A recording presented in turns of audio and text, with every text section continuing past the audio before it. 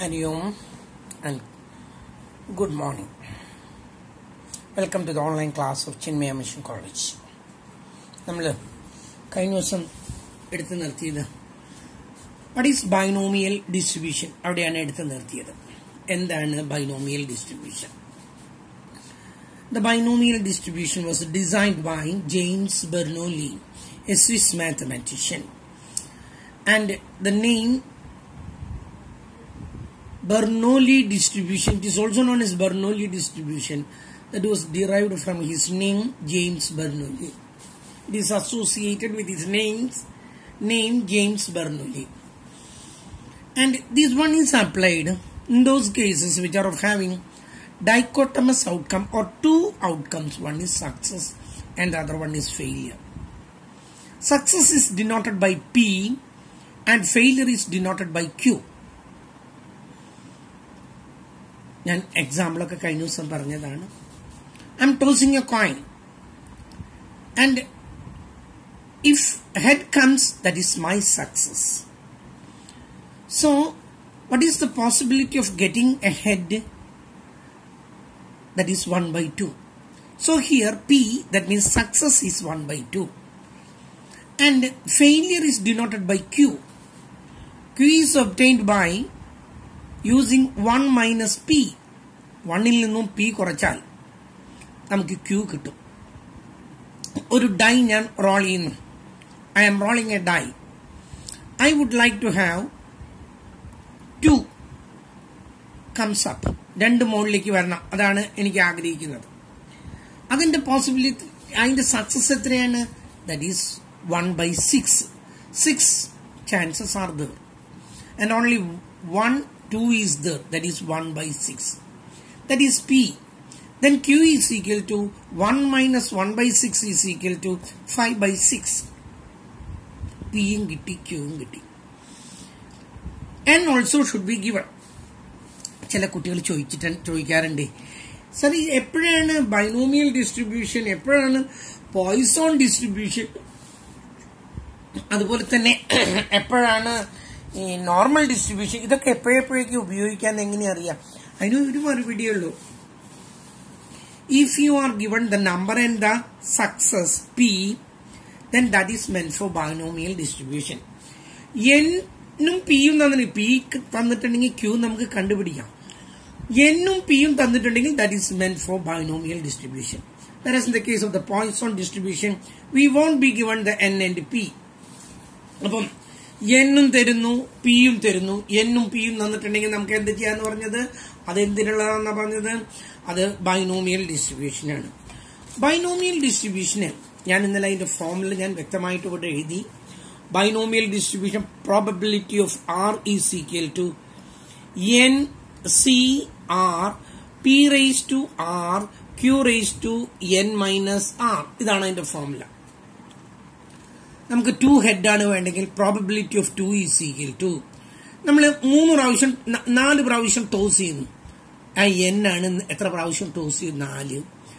R എന്ന് പറയുന്നത് നമുക്ക് 2 ഹെഡാണ് കിട്ടേണ്ടത്, 2. P എന്ന് പറയുന്നത് സക്സസ്, ഒരു ഹെഡ് കിട്ടാനുള്ള പ്രോബബിലിറ്റി എത്രയാണ്? 1 by 2. റേസ് ടു R ഇവിടെ എത്രയാണ്? 2. ഇവിടെ ക്യൂവും 1 by 2 തന്നെ, 1 by 2. റേസ് ടു എത്ര പ്രാവശ്യം പറഞ്ഞ? 4 പ്രാവശ്യമല്ലേ പറഞ്ഞ? 4 മൈനസ് 2. എന്നിട്ട് നമ്മൾ ഇതിലേക്ക് സോൾവ് ചെയ്യുന്നു. നമ്മൾ പ്രോബ്ലം വർക്ക്ഔട്ട് ചെയ്യുമ്പോൾ കാണും. N means number, R means the desired number of heads, the favorable number that we want, അതാണ് R. P means success, Q means failure, ബാക്കിയുള്ളതൊക്കെ അതിലൂടെ N number, R the favorable number. Okay, ഇനി നമ്മൾ ഇതിനെക്കുറിച്ച് ഞാൻ പറഞ്ഞു, എന്നാലും ഇതിന് കുറച്ച് പ്രോപ്പർട്ടീസ് ഉണ്ട് binomial distribution. One is that it is a discrete probability distribution. ഞാൻ ചില കാര്യങ്ങളൊക്കെ നിങ്ങൾക്ക് നോട്ടാക്കി തരാം, ചിലതൊക്കെ നിങ്ങൾ സ്വയം എഴുതിയെടുക്കാം. ഒന്നാമത്തെ അതിന്റെ property, it is a discrete probability distribution. Okay, ഒന്ന് കഴിഞ്ഞു. രണ്ടാമത്തെ പ്രോപ്പർട്ടി പറയുന്നത് it has 2 parameters. Actually not 2, it has 3 parameters. പക്ഷെ രണ്ടെണ്ണേ വേണ്ടോ, രണ്ടെണ്ണേ പറയേണ്ട കാര്യമുള്ളൂ. One is N, that is number, and the second one is P, that is success. If we know P, we can very easily find out the Q. P അറിയാമെന്നുണ്ടെങ്കിൽ Q കണ്ടുപിടിക്കാൻ വിരോധമില്ല. അപ്പം ഇതിന് രണ്ട് പാരാമീറ്റേഴ്സ് ഉണ്ട്, ഒന്ന് എന്നും മറ്റൊന്ന് പിയും. One more parameter is there Q. അത് നമുക്ക് ഈസിലി കണ്ടുപിടിക്കാനായിട്ട് പറ്റും. മൂന്നാമത് പറയുന്നത് ദ അരിത്മെറ്റിക് മീൻ. നിങ്ങൾ പഠിച്ചിട്ടുണ്ട്, ആവറേജ് എന്നൊക്കെ പറഞ്ഞ് പഠിച്ചിട്ടുണ്ട്. Arithmetic mean of the binomial distribution is N P, N into P. ഇതാണ് ഇതിന്റെ arithmetic mean. And the standard deviation of binomial distribution is root of N P Q. ഇതാണ് ഇതിന്റെ സ്റ്റാൻഡേർഡ് ഡീവിയേഷൻ. ഇതൊക്കെ നിങ്ങൾ അരിത്മെറ്റിക് മീനും സ്റ്റാൻഡേർഡ് ഡീവിയേഷനും ഒക്കെ നിങ്ങൾ കഴിഞ്ഞ വർഷം പഠിപ്പിച്ചിട്ടുള്ളതായതുകൊണ്ട് ഞാൻ അത്രയ്ക്ക് അങ്ങോട്ട് ആഴത്തിലേക്ക് ഇറങ്ങുന്നില്ല. നമുക്ക് കുറച്ച് കഴിയുമ്പോൾ വീണ്ടും ഒന്ന് കാണുന്ന സമയത്ത് അത് പറയാം. അടുത്ത് fifth one is the variance of binomial distribution is N P Q. Variance എന്ന് പറയുന്നത് സ്റ്റാൻഡേർഡ് ഡീവിയേഷന്റെ സ്ക്വയർ ആണ്. This one into this one, that becomes N P Q. Root 2 into root 2 2, root X into root X X, അതുപോലെ root N P Q into root N P Q N P Q. ഈ standard ഡീവിയേഷന്റെ square ആണ് variance. ഇനി the mean will increase when the n increases, p remaining constant. ഇതിന്റെ n into P ആണെന്ന് ഞാൻ പറഞ്ഞു, കേട്ടല്ലോ. ഇതിന്റെ n 10 ആണ്, p 0.2 ആണെങ്കിൽ ഇതിന്റെ അരിത്മെറ്റിക് മീൻ 2 ആണ്.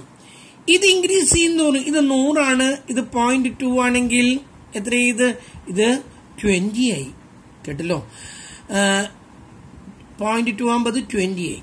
ഇത് ഇൻക്രീസ് ചെയ്യുന്നതോറും, അതായത് n ഇൻക്രീസ് ചെയ്യുകയും p കോൺസ്റ്റന്റ് ആയിരിക്കുകയും ചെയ്യുമ്പം അരിത്മെറ്റിക് മീൻ വർദ്ധിച്ചുകൊണ്ടേയിരിക്കും.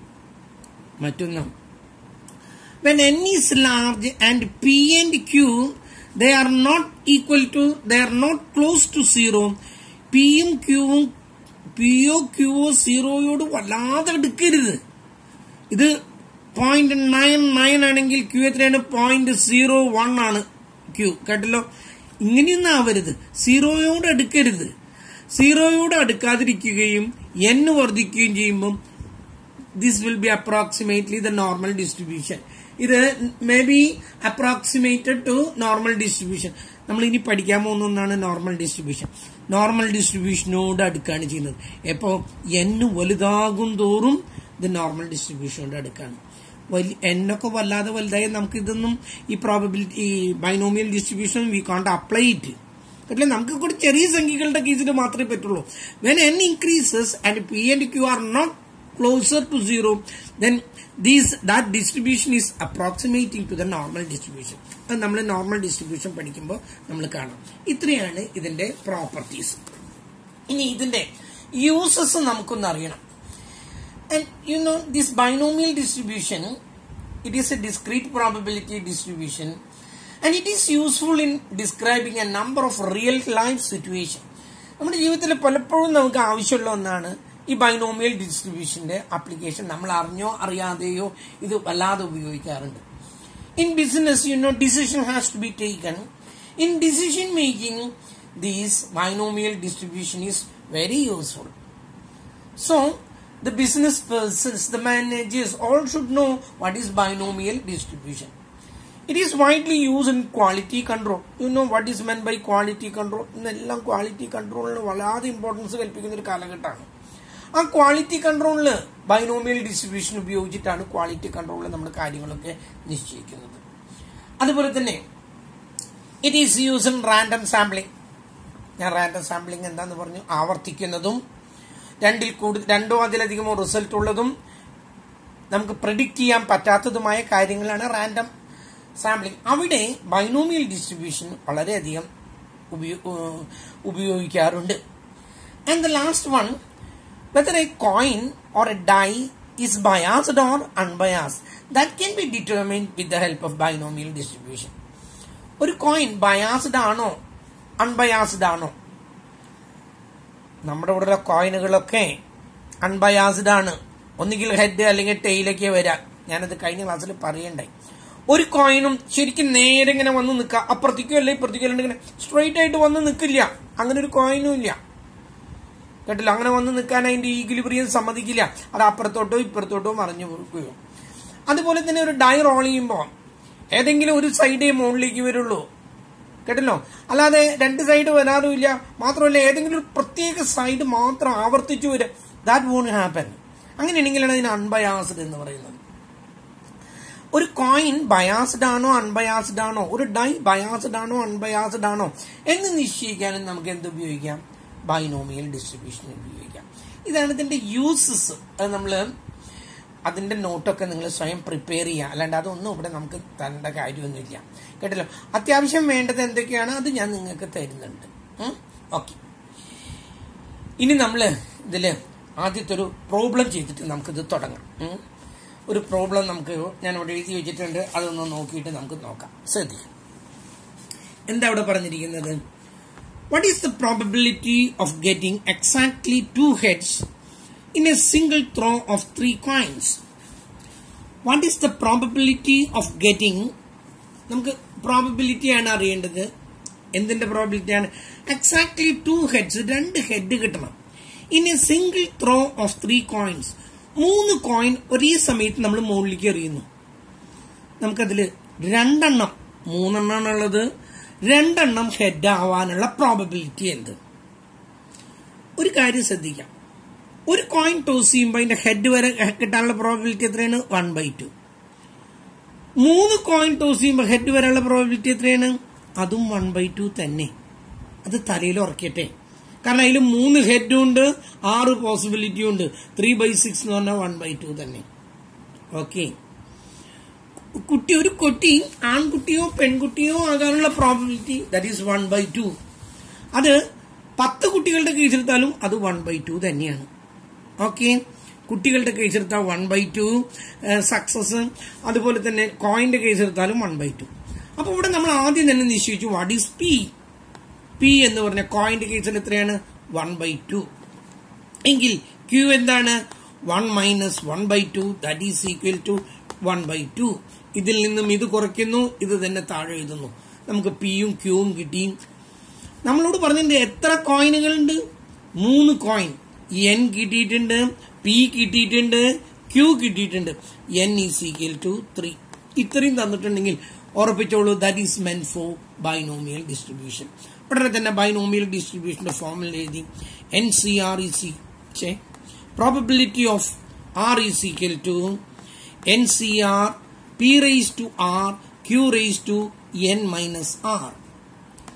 നമുക്ക് R എത്ര ഹെഡ് കിട്ടേണ്ടത്? എടുത്തു പറഞ്ഞിട്ടുണ്ട് പ്രോബബിലിറ്റി ഓഫ് 2 ഹെഡ്, ഇതാണ് നമുക്ക് കിട്ടേണ്ടത്. N എന്ന് പറയുന്നത് 3, C R എന്ന് പറയുന്നത് 2, P നമ്മൾ കണ്ടുപിടിച്ചിട്ടുണ്ട് 1/2 ഹോൾ റേസ് ടു എത്രയാണ്? R ഇവിടെ 2 ഇൻറ്റു ക്യൂവും അതും 1/2 തന്നെയാണ്. ഈ കേസിൽ രണ്ടും ഒന്നായി തീർന്നു എന്ന് മാത്രം. 1/2. ഇനി N മൈനസ് R, N എത്രയാണ്? 3, R എത്രയാണ്?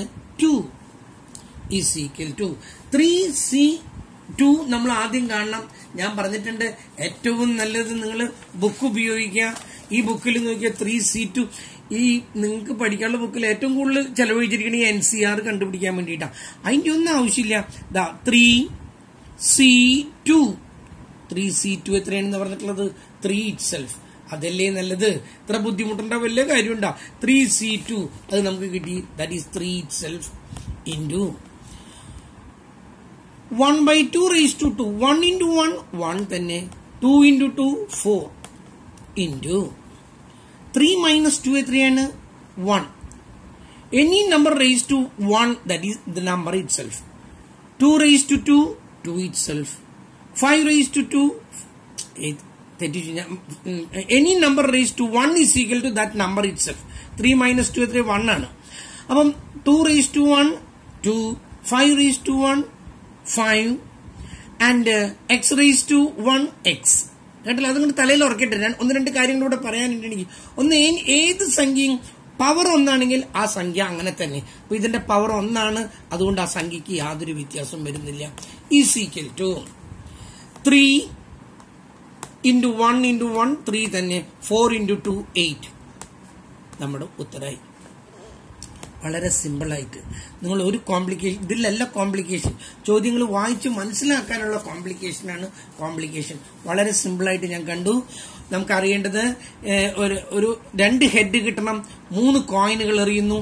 കോയിന്റെ കേസിൽ സക്സസ് പി ആണ്, അതുകൊണ്ട് ഫെയിലിയറും സക്സസ് 1/2 ആണ്, ഫെയിലിയറും എന്താണ് 1/2. പിയും ക്യൂവും കിട്ടി. എൻ തന്നിട്ടുണ്ട് 3 കോയിൻ ആണെന്ന്. 3 കോയിൻ എറിയുമ്പോഴാണ് 2 കോയിൻ കിട്ടേണ്ടത്. ഫോമിൽ എഴുതി, എപ്പോഴും ഓരോ പ്രാവശ്യം ഫോമിൽ എഴുതാം. Probability of R is equal to NCR P raised to R Q raised to N minus R.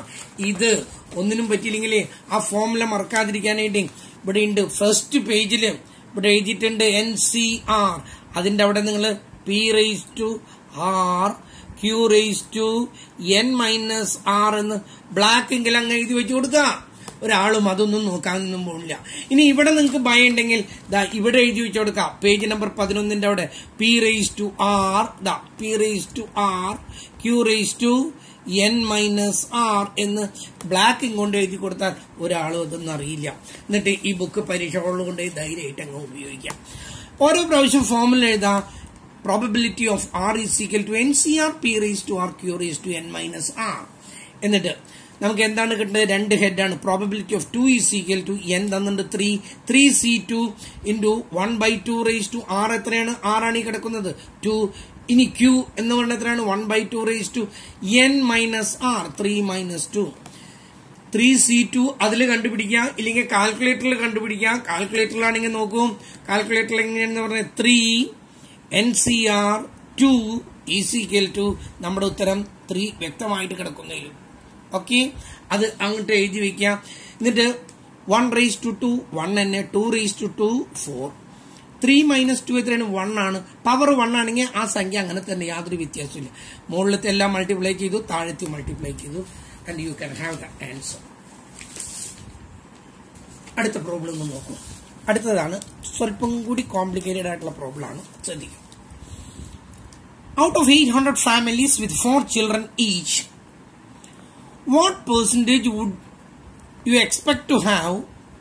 ഒന്നാമത്തെ ക്വസ്റ്റ്യൻ 2 boys and 2 girls.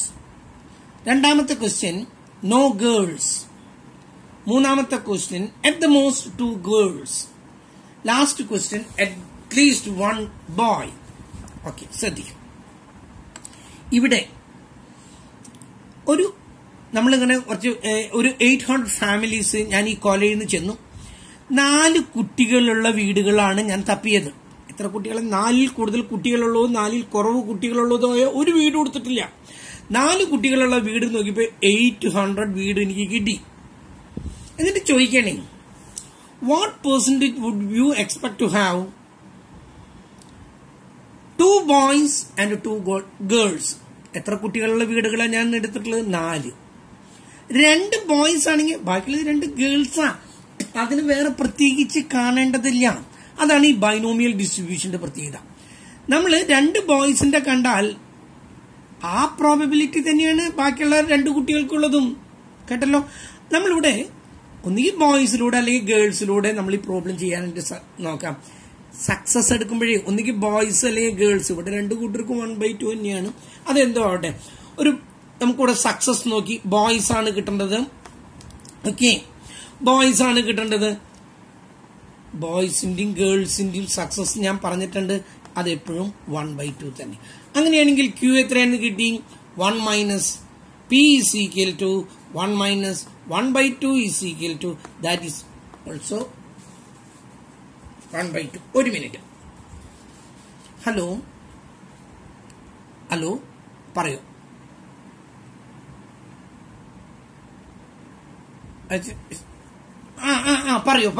പറയൂ മനോ.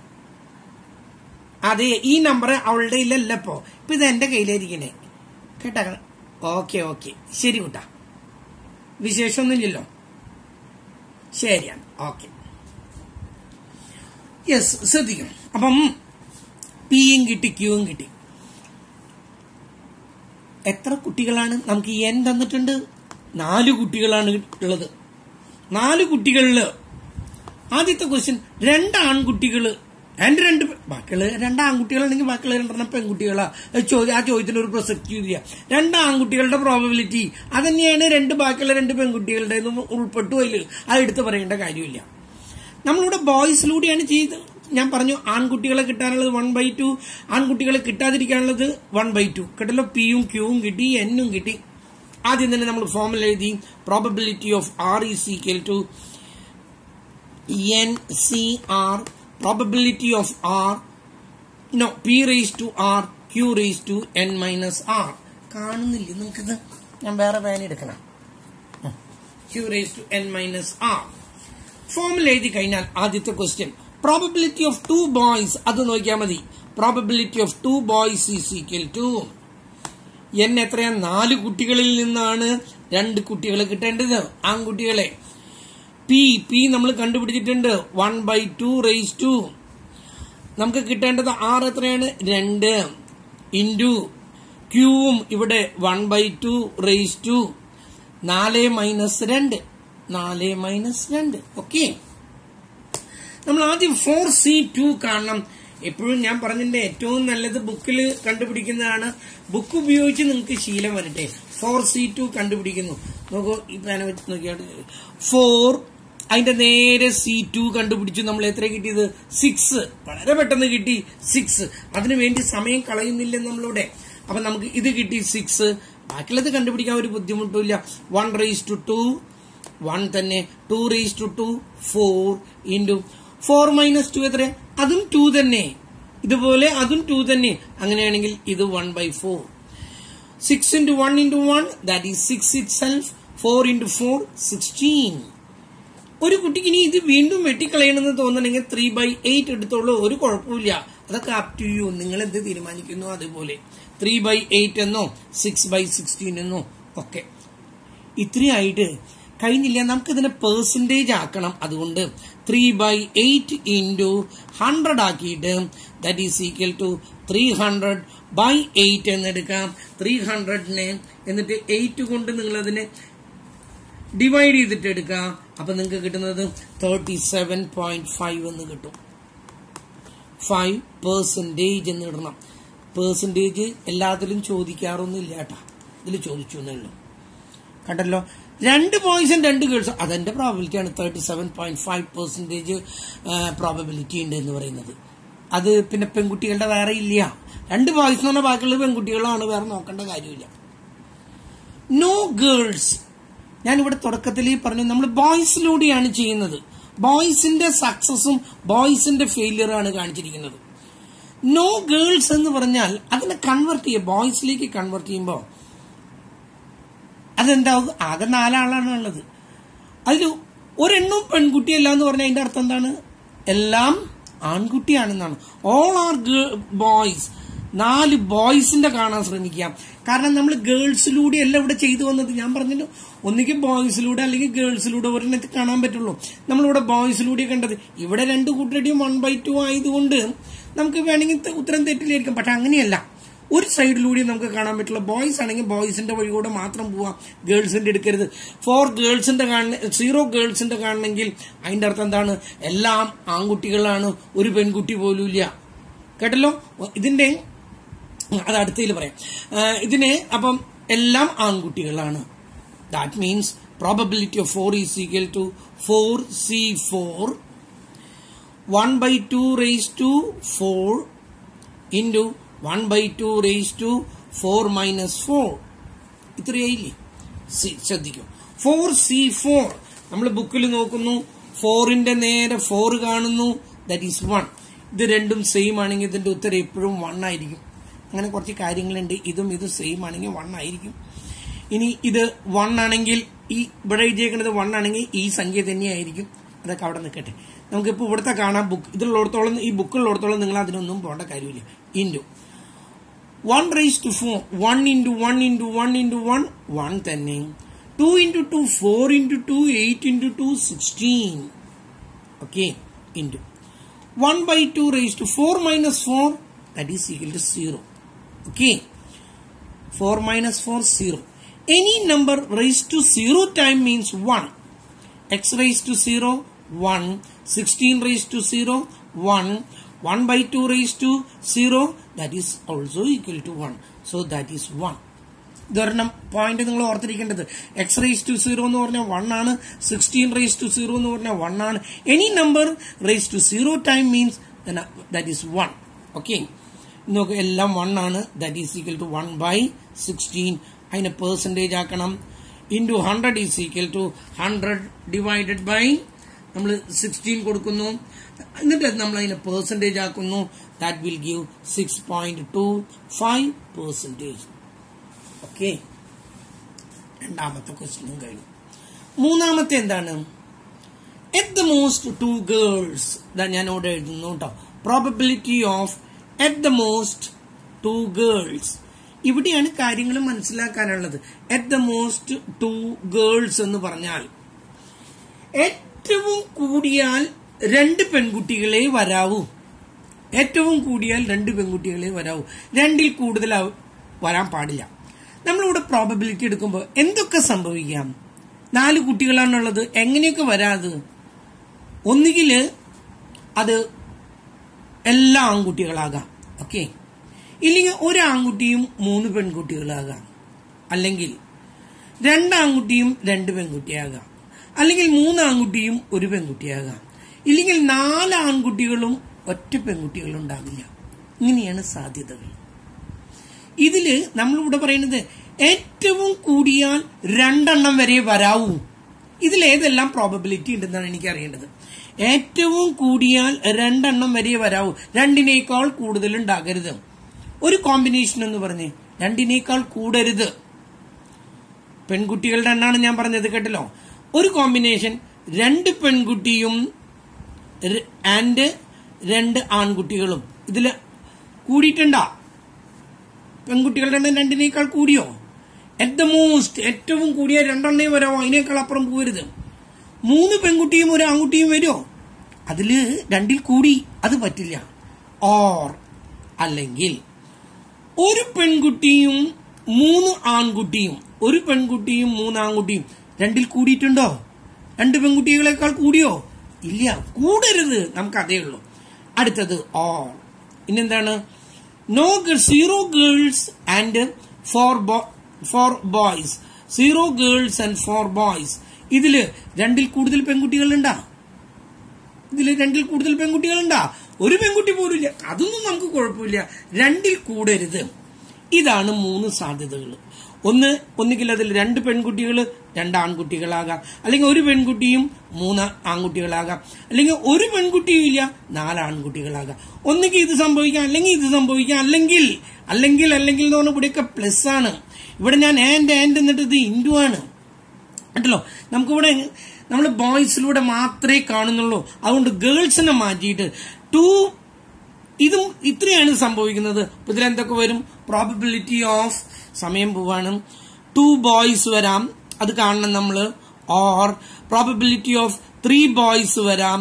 ഓർ പ്രോബബിലിറ്റി ഓഫ് 4 ബോയ്സ് വരാം. 2 ബോയ്സ്, 3 ബോയ്സ്, 4 ബോയ്സ്. നമ്മൾ കണ്ടുപിടിക്കേണ്ടത് 2 കണ്ടുപിടിക്കണം. 2 ബോയ്സിന്റെ പ്രോബബിലിറ്റി നമ്മളിവിടെ കണ്ടുപിടിച്ച് കഴിഞ്ഞിട്ടുണ്ട്. 3/8. 4 ബോയ്സിന്റെ നമ്മൾ കണ്ടുപിടിച്ച് കഴിഞ്ഞിട്ടുണ്ട്. 1/16. 1/16. നമ്മൾ ഇനി കണ്ടുപിടിക്കേണ്ടത് 3 ബോയ്സിന്റെ ഇതുപോലെ കണ്ടുപിടിക്കുക. ആ 3 കൂടി കൂട്ടാം. ഒന്നുകിൽ ഇത്, അല്ലെങ്കിൽ ഇത്, അല്ലെങ്കിൽ ഇത്. നമ്മൾ ഗേൾസിന്റെ അല്ല നോക്കുന്നത്, ബോയ്സിലൂടെയാണ് നോക്കുന്നത്. കൊണ്ട് ഇതിൽ നോക്കി 2 ബോയ്സ് ഉണ്ട്, ഇതിൽ നോക്കി 3 ബോയ്സ് ഉണ്ട്. അതൊക്കെ ബോയ്സിലേക്ക് കൺവെർട്ട് ചെയ്തു. ഇതിൽ നോക്കി 4 ബോയ്സ് ഉണ്ട്. 2 പെൺകുട്ടികൾ വരാം, 1 പെൺകുട്ടി വരാം, 1 പെൺകുട്ടിയും വരാതിരിക്കാം. ഇതാണ് അറ്റ് ദ മോസ്റ്റ് 2 ഗേൾ. 3 പറ്റില്ല. കാരണം 3 അത് അതിന്റെ അപ്പുറത്തോട്ട് പോയി. അത് നമ്മുടെ കണ്ടീഷൻ ശരിയാവില്ല. നമ്മളിതിൽ പ്രോബബിലിറ്റി ഓഫ് 3 കാണണം. സമയം കഴിഞ്ഞു. ഇനി ഞാൻ ഇതൊന്ന് മുഴുവനാക്കാൻ വേണ്ടിയിട്ട് ഒരു 10 മിനിറ്റ് കൂടി ഒന്ന് ഉപയോഗിച്ചോട്ടെ. 10 മിനിറ്റ് ഇല്ലെങ്കിൽ 5 മിനിറ്റെങ്കിലും.